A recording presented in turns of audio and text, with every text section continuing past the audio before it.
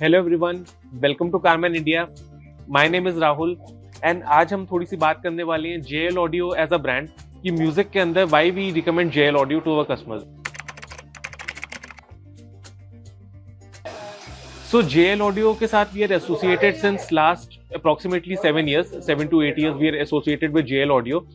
And the best part about JL Audio is that they offer you complete end-to-end solutions. Like अपनी car के अंदर if you want to go for a complete JL Audio setup, you want a good high-end DSP, you want a good high-end amplifier, you want good speakers, you want three-way setup, you want subwoofers. So they've got it all.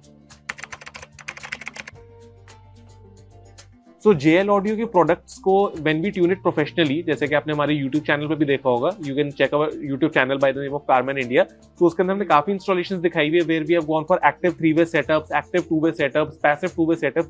So JL audio is one brand की जिसको अगर हम rightly tune कर दे with all the required parameters, तो जो sound हमें जो सिग्नेचर मिलता है that is really very crisp and clear in nature. And customers भी इसी चीज को ज्यादा अप्रिशिएट करते हैं दैट उनको जो म्यूजिक लिसनिंग एक्सपीरियंस मिलता है वो काफी ज्यादा टॉप नॉच मिलता है।